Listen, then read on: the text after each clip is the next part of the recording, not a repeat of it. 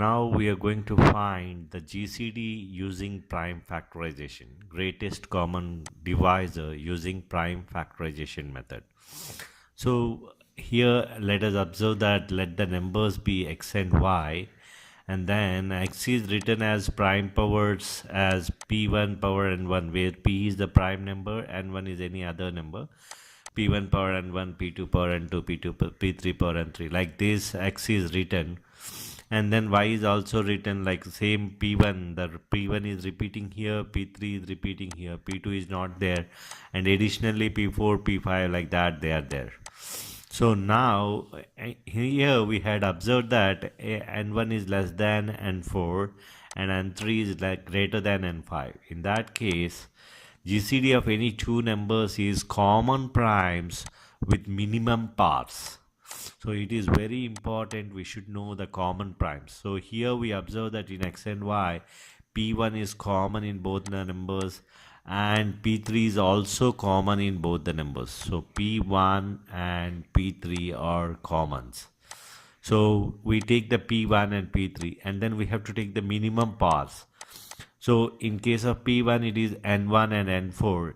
So n1 is less than n4, so we'll take n1. n1 is less than or equal to n4, so we can take n1, and n3 is greater than n5. Here n5 is smaller, so we have to take n5.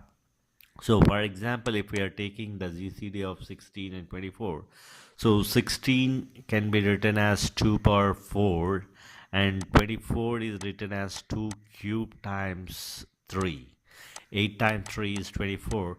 So it is easy to see that, okay, 2 power 4 and 2 power 3, this is the common, no other number is common, and minimum power is 3. So 2 power 3 is the GCD of 16 and 24, which is same as 8. So after converting into prime powers, again get back to the same number, normal number. Similarly, if we are taking 42 and 49, let us say 42 is 2 times 3 times 7 and 49 is 7 squared. So among these two numbers, 7 only is common, and then the power of 7s are 1 and 2, 1 is minimum. So the GCD is equal to 7. So we can write very fast and easy if we know the prime factorization of the numbers. So once the prime factorization is there, the GCD is simply the common primes with minimum parts. Now we are going to write the LCM using prime factorization. We are going to find the LCM of two numbers using prime factorization.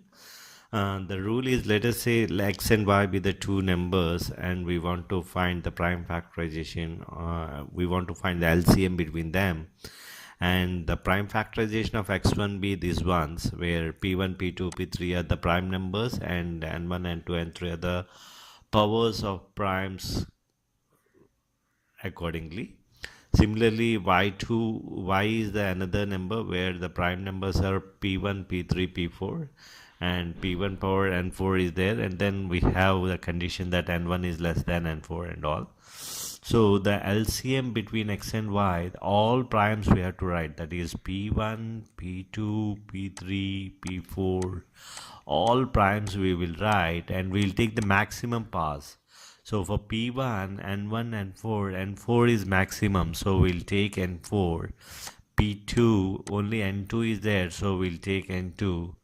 p3, n3 and n5 are there, n3 is maximum, so we'll take n3, and p4 and 6. So we multiply all these, then we'll get the LCM of x and y. Let us see with these examples. Let us say 16 can be written as 2 power 4 is 16, and 2 power 3 times 3 is 24. So the LCM of this will be 2 power 4 times 3. So 2 power 4 times 4 is 16. 16 times 3 is 48. So the 48 is the LCM of this.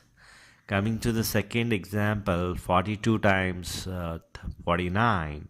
42 can be written as 2 times 3 times 7. and 49 can be written as 7 squared. So the common powers, all powers are 2, 3 and 7, and the powers maximum for 2 is 1, 3 is 1 and 7 is 2. So 6 times, oh sorry, this is 42 times 49 times 6.